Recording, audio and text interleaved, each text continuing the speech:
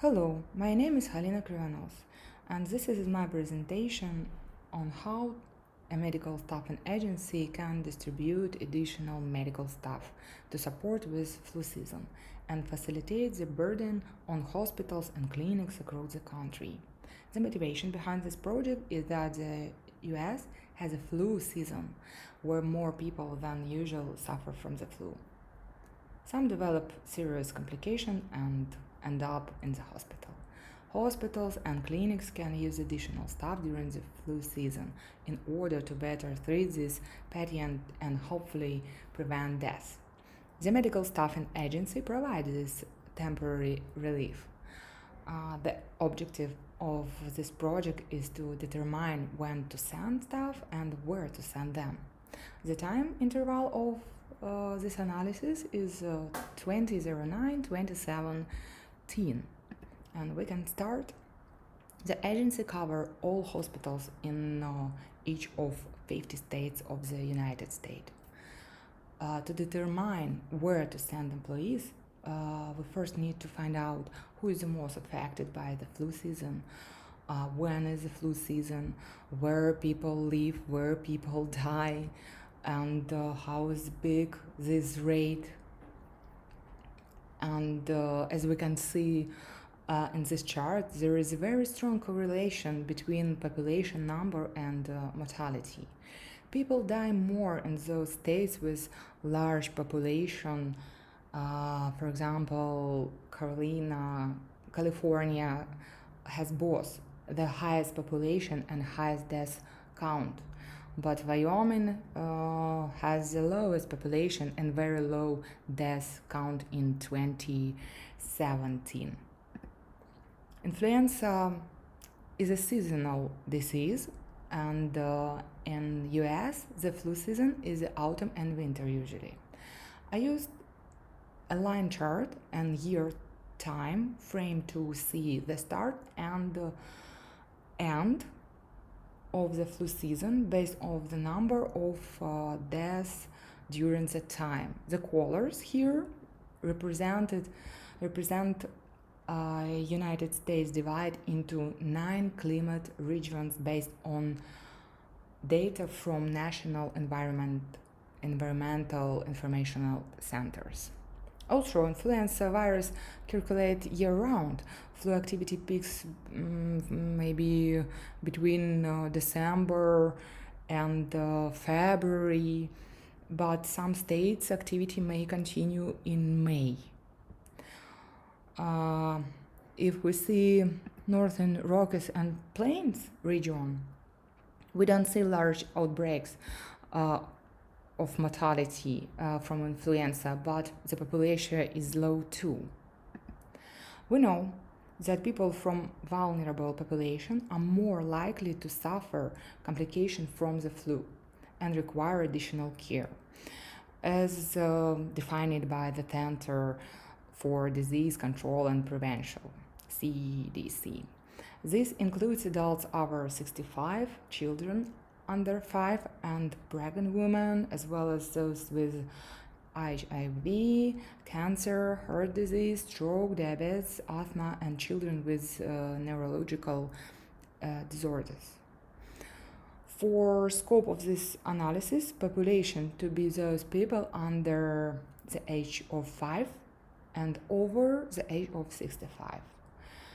Here I have used population count data to determine if states has low, medium, or high number of vulnerable residents. For example, we can see these categories is 3, less than million, from million to 2 millions, 1 and more than 2 millions. As we can see, all reports with low deaths are from states that have low vulnerable population, and all deaths with the highest numbers are from states with high vulnerable population. Now that we have established who is greatly impacted, we need to know in order to know where to send the additional medical staff. This map shows the number of deaths what happened in 2017. The states with a high level of vulnerable population are marked on the map according by the color. The dark color indicate high density of vulnerable population, and the dots show the number of deaths. The larger and redder dots show more deaths were recorded per year. For example, we see again California has the largest number of vulnerable population and the highest number of deaths, of course, and we see the same trend in New York, Michigan, Illinois, North Carolina, Texas, and Florida, New Mexico.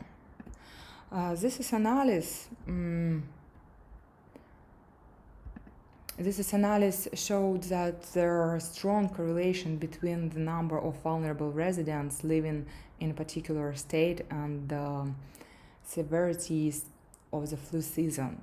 I can use the tables below to determine which states might require additional staffing throughout flu season based on the number of vulnerable residents they have. States have been categorized as having a high, medium, and low number of vulnerable residents. Particular attention should be paid on the states categorized as having a high vulnerable population. It's not too much, but maybe 9 we have. And what I can say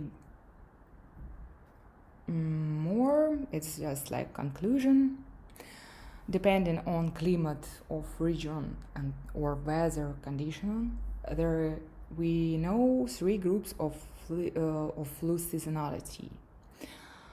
First, northeast and northern Rocky Mountains and Plains from September until May, northwest from November until March, Ohio Valley, southeast, southwest, upper Midwest, and west from November until May. We know that strong relationship between vulnerable population and number of deaths. The higher the vulnerable population, the higher the number of deaths. And states with the highest number of vulnerable population are California, New York, and Florida. How we can see on this map too. And my recommendation to send additional personnel to New York and Pennsylvania from September until May. Send additional personnel to California, Florida, and another country. How we can see from November until May. To determine the number of additional personnel sent to be guided by number of vulnerable population in this state. And also, I recommend to send more additional staff when influenza peak starts in December for each state. And that is all from my side. Thank you for your attention, and goodbye.